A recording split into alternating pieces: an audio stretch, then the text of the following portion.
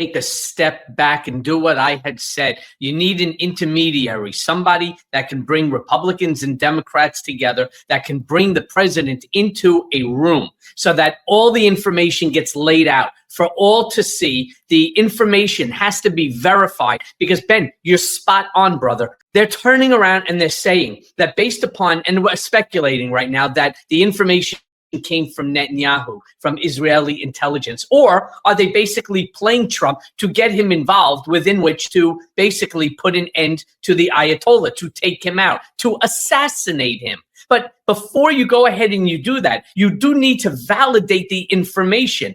We do not need another a George Bush weapon of mass destruction, bunch of bullshit. We don't need that right now. I don't need it. You don't need it. None of us need it. The world doesn't need it. So instead of turning around and sitting down like a bunch of adults in a room, having the conversation, because the declaration of war is supposed to come from Congress, not from an executive order. But these folks can't say yes or no because they have no freaking clue what the hell is going on. In fact, the entire Democratic coalition, the entire party, has not been briefed on any of this Iran situation at all. Trump has kept it. This administration has kept it away from the entire Democratic Party, the entire coalition in the House and the Senate. This does not make any sense.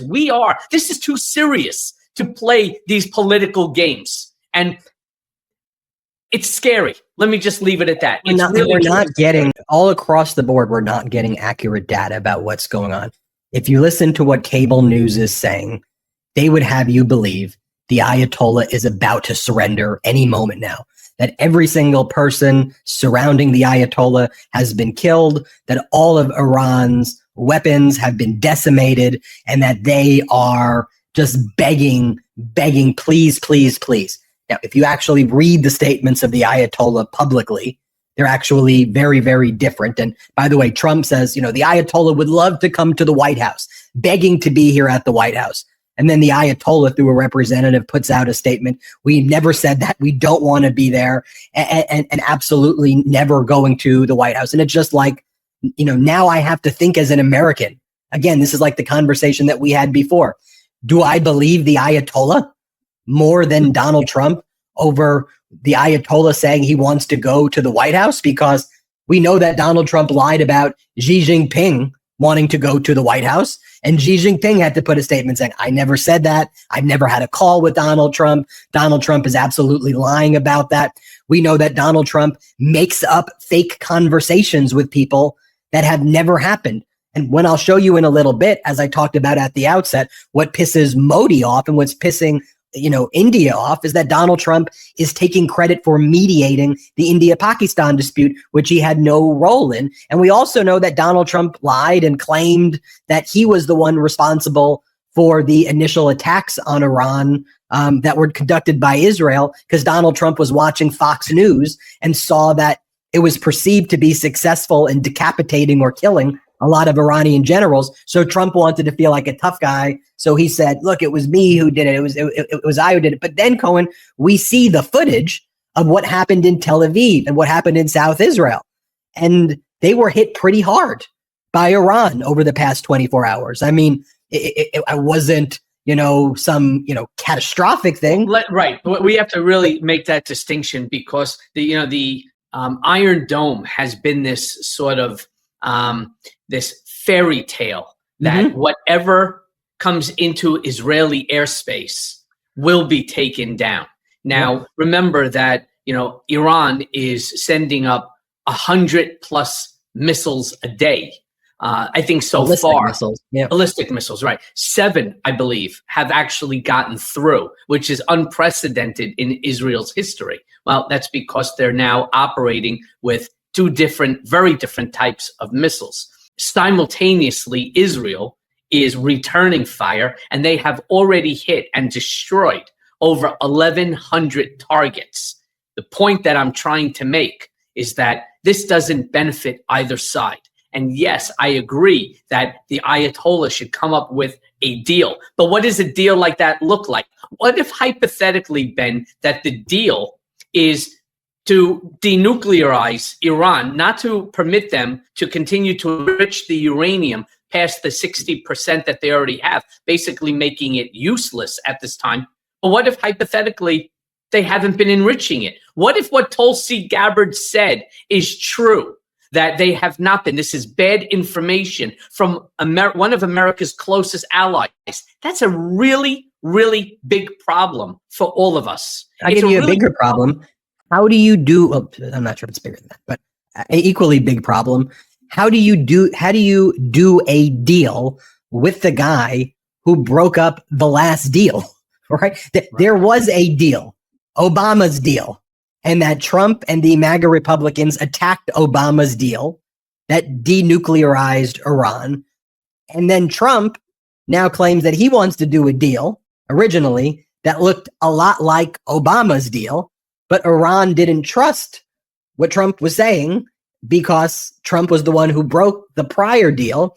Also, Obama brought to bear all of our allies and some enemies into it as well. China and Russia were brought into that, plus our traditional G7 allies were part of that denuclearization deal with Iran. So right now, if you're Iran and Donald Trump is posting like a maniac on social media, unconditional surrender, exclamation point. Now, look, unconditional surrender, if used by a random person in connection to a fantasy sports league, means something very different than when the president of the United States and commander-in-chief uses words unconditional surrender. You know what unconditional surrender means? Nagasaki and Hiroshima. That's what unconditional surrender means. We are going to kill you, and we're going to regime change you, and we're going to pummel you. So now, if you're the Ayatollah, and now Trump saying 2 weeks to negotiate, but maybe there actually is a deal to be had. Who knows if there is? But how do you negotiate with a psychopath? And by the way, they're both psychopaths, the Ayatollah and Donald Trump. How do they do a deal? You know, when it comes to this group of people, Ben, we have to always, and I say this often, it's one of the reasons I'm so thankful that you and I started this thing several years back, because you have to understand the nature of the individual. So there has to be something there. This isn't just him bolstering and making these sort of random comments. There's always something down the road that's in his mind. Now, whether it comes to fruition or not is another story. But Ben, I want to throw a potential hypothetical at you. Iran is backed by Russia. All right? Plain and simple. Iran is backed by Russia. Many of the missiles that are being shot at Israel are actually coming from or through Russia. Okay. What if hypothetically the deal that's going to be made is Iran agrees to completely denuclearize, that they're going to allow the Independent Energy Agency to go in and to validate. They'll be given full and total access. In exchange, the United States will lift sanctions on Iran, that Iran will become part of a larger global economic power, especially with their oil and so on. You say, okay, what's in it more and so on? It doesn't stop there. No, because you're going to need Russia within which to convince the Ayatollah to do it. And how do you do that? Well, he makes a deal that the United States stops funding and stops permitting any of the G7, right, allies within which to assist Ukraine. Therefore, within less than 30 days, Ukraine is completely out of luck. They have no more ammunition. They have no more rockets or missiles or anything else within which to protect themselves. Russia walks in, literally takes over Ukraine, which now makes Vladimir very happy. Israel is now thankful to the United States and to President Trump for creating this deal. Ultimately, no more rockets, no more this, no more that. And this becomes a major, major win, at least the way that they're going to try to spin it. But what do you end up having? You end up really the big winner here is going to be Russia. Donald Trump can't even make a deal with Canada. Donald Trump can't make a deal with India. Donald Trump can't make a deal with Mexico. Donald Trump can't make a deal with Japan, right? Donald Trump can't make a deal even with allies who he had deals with before. So if he can't make deals with them, and it's the same thing 2 weeks, 30 days, 90 days, 30 days, 20 days. When I used to have to wake up for school super early in elementary school, I think the first bell was like 7:12. It was always like a weird number. I would go 5 more minutes, mom, 5 more minutes, and she'll go, Ben, you got to get up. You got to take a shower. School's starting. I need 5 more minutes. His whole thing, he's exposed, whether you call it taco, Trump always chickens, whatever you want to call the two-weeker, whatever it is. It's clear that he wants to do nothing.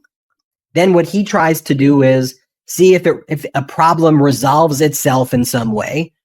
And then he tries to associate himself with the winning side of what happens and then take credit for what the winning side did. And he just sits back and does nothing.